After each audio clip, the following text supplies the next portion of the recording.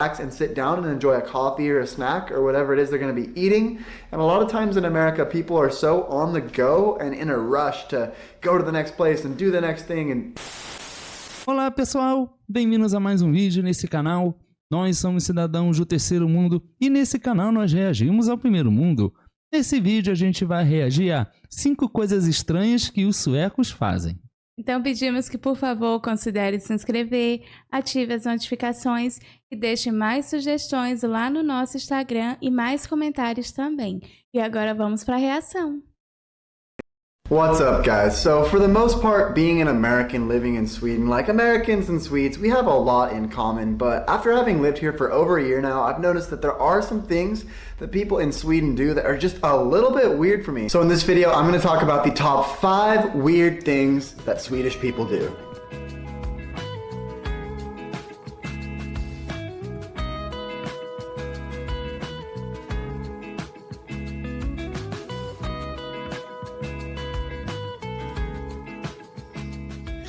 Now the first thing that I think is just a little bit weird is that a lot of times Swedes will avoid eye contact with their neighbors. Now this is different depending on where you live in Sweden and who your neighbors are, because I know some Swedes that have great relationships with their neighbors as well, but in a lot of cases Swedes actually, avoid their neighbors. And here I've lived in this place for like 15 months and I'm not really super close with any of our neighbors that live in this apartment complex. Like, sure, if I see them, I'll say hi to them, but it's not like a lot of places in America where they have tight-knit communities with their neighbors and their people that live close by to them. And this especially sticks out to me, not where I'm from, but like in the Midwest. People in the Midwest are like extremely friendly. Like when I go to visit my cousins in Nebraska, they know all their neighbors and they have neighborhood barbecues and parties together. And like if a family member from one family gets sick, all the people in the neighborhood will get together to help that person. And so that's a really, really cool vibe that people are so open and friendly in some of those communities. I would say in Sweden, this pretty much is not the case. Typically, the neighbors, they don't go out of their way to talk to each other a whole lot. And, they actually kind of avoid each other. What are you doing, by the way? Making sure there's no neighbor outside. You think that's normal? Okay, now. It's not that Swedes are rude, it's just a different culture here. They do keep to themselves a lot more, and that can take some getting used to from people who come from different cultures where people are a lot more open. Is that the whole point of having neighbors, is to meet them? No, the whole point of having neighbors is to fill the other apartments in the building. Hey. Oh, here we go. Hello, my name is Bruce, and this is my girlfriend Emma. We just, I moved into the build. Okay. We'll see you around. I think we're in floor 2, but... The second weird Mas isso é muito interessante porque aqui no Brasil, não sei se eu já comentei isso, mas a impressão que eu tenho é que as pessoas mais velhas, elas gostam de socializar, conversar com os vizinhos e coisas assim, enquanto as pessoas mais jovens, elas tendem a não ser assim, tão abertas, né?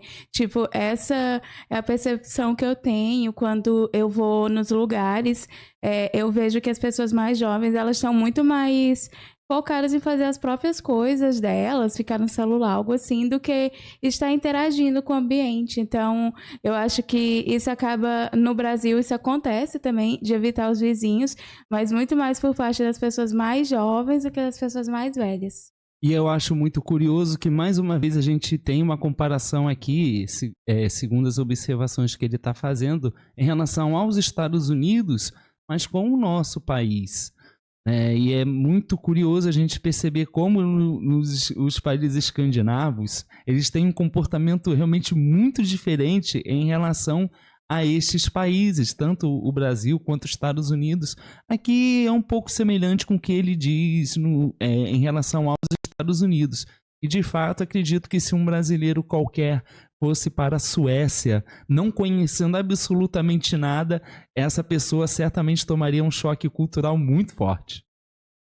weird thing that Swedes do is put ketchup on their pasta. Now I gotta admit, I'm actually guilty of this now that I've lived here for like 15 months. Like, I've done this several times now. I'm kind of used to it. Like, they'll make Mas macaroni aqui também noodles tem and pessoas meatballs que and have fazem ketchup isso. there. But like, don't tell my Italian grandparents that I do this, because I think they would have a fit if they knew that I was eating ketchup with pasta. The first few times I saw this, I thought it was extremely weird and pretty disrespectful to the pasta, to be honest. Somebody touch my spaghetti! Growing up with amazing Italian food back at home, like, it is kind of weird to me still, but it is kind of convenient if you want a quick meal. You know, it works, and it is just something that they do here in Sweden. Now, while we're on the topic of food, a few other things that Swedes do that I just think is a little bit weird is they will use like a fork and a knife for everything, whether they're eating pizza, hamburgers. I've seen people several times eat their hamburgers aqui a with a fork gente and knife. também Now, this usa. I have never seen in America. Isso é muito curioso, porque isso é um tipo de coisa assim, que a gente aqui tá muito habituado a usar e a gente vê com super naturalidade, mas não é a primeira vez que eu vejo falando que nos Estados Unidos eles não usam isso. E eu acho assim super estranho, tipo, como uma coisa tão comum assim pra gente, pra eles pode ser um troço tão diferente, né? Sim, isso realmente é muito curioso. Aqui em nosso país a gente come com garfo e faca. Em alguns lugares, algumas pessoas não têm esse hábito, porque não é uma regra geral no nosso país. Mas é muito curioso. Eu quero fazer observação no segundo tópico que ele disse em relação ao uso dos molhos.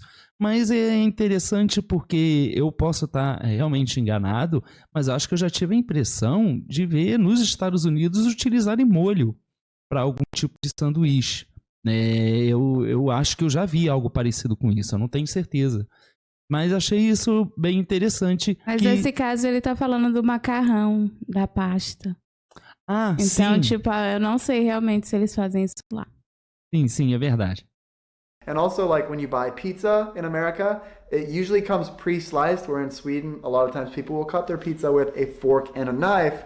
Or if you make pizza at home, sometimes they'll even use, like, regular scissors to cut their pizza. I've never even seen that before in America. Pretty much we only use, like, pizza slicers, and everything's get pre-sliced. If you were at a restaurant or something and you order a pizza, it pretty much always comes sliced, so it's easy to just grab it and eat it slice by slice. And also, to that point, I noticed that people don't really eat food when they're on the go as much as they do in America either. I think a lot of that has to go back to, like, the fika culture that they have in Sweden, where people like to take a break, relax, and sit down and enjoy a coffee or a snack or whatever it is they're going to be eating.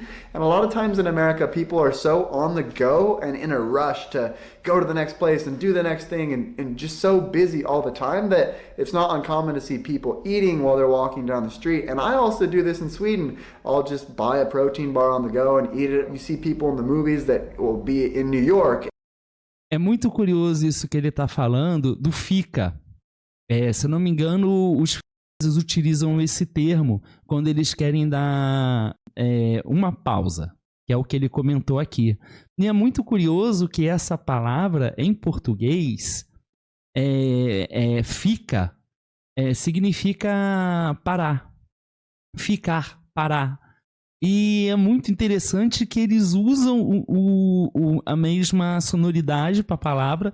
Eu acredito que não significa a mesma coisa, mas é curioso que a sonoridade é praticamente a mesma. Inclusive, talvez até a forma de se escrever seja parecida. E a gente se identifica muito com os suecos com isso, e isso é muito interessante, que a gente se sente de alguma maneira conectados. É verdade. And they go eat a hot dog from the local hot dog stand, and they're just eating it on their way to the next meeting or something. I mean, that's just kind of how it is in America. There's a lot of like takeout food, you know, fast food on the go, and you can just kind of eat on the run. Whereas in Sweden, people relax a little bit more, and maybe that is related to like the fork and knife culture, because when you're on the go, you can't really eat with a fork and knife. I mean, that'd be really tough. Have my little plate and cutting while I'm like, nah, I just don't think that's gonna work. The fourth thing that strikes me a little bit odd about Sweden is that a lot of times people in Sweden will actually have kids before they get married. And no, I'm not talking about like on accident. A lot of times people will just do this, and it's not something weird here in Sweden, where in America, this is really, really uncommon for people to start a family before being in a marriage. But here in Sweden, marriage isn't as big of a deal as it is in America. Actually, like if I were to marry a Swedish girl, it wouldn't have any repercussions for my permits and things like that. Basically in Sweden, you can become a sambo, which means like you're a registered partner living with the other person. And basically in the eyes of the government and the migration office, being a sambo is just the same as being married. So you don't even have to be married to get all the same benefits basically as being a sambo. So I think in general, people in Sweden get married a lot later than they do in America. Like I've got friends in America who are already getting married,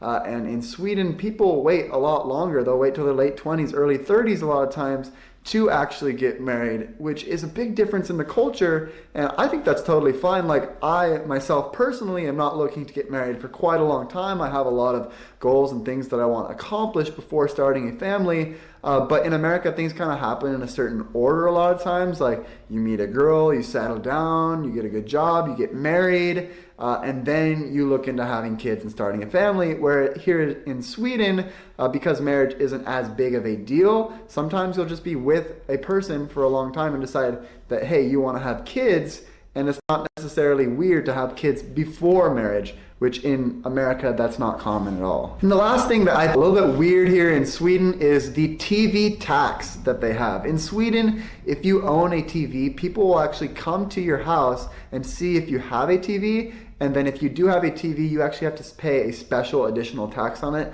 And now that we're living in 2018, almost 2019, that sounds crazy to say, I feel like 99% of people are gonna have TVs, so why not just tax everybody?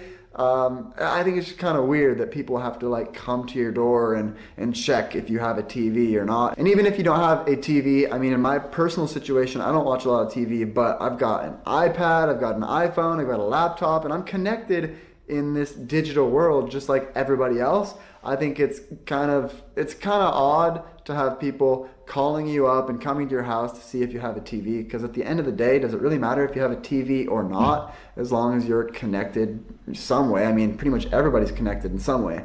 So I just think that one is a little bit weird as well, especially in a country that already has so many different taxes and different rules. Why not just make it uniform? So with that being said, guys, those are 5 things that I think are a little bit weird about living in Sweden and Swedish people in general.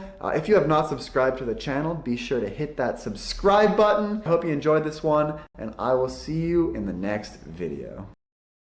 Realmente, cada vez que eu aprendo mais sobre a cultura sueca, eu fico impressionada o quão distante é e fascinante ao mesmo tempo. Porque só aqui mesmo a gente consegue ver coisas que a gente tem parecido, né, com eles e tal, mas ao mesmo tempo a gente não tem nada. Ao mesmo tempo que a gente tem coisas parecidas, a gente também não tem nada parecido. E isso é o que realmente faz a minha cabeça explodir, porque a gente pode ficar feliz com algumas coisas que a gente tem semelhante, mas ao mesmo tempo a gente ainda pode aprender, porque a gente não tem muita coisa, né? Então, você tem muita coisa para aprender com os suecos, sem dúvida. É uma cultura maravilhosa.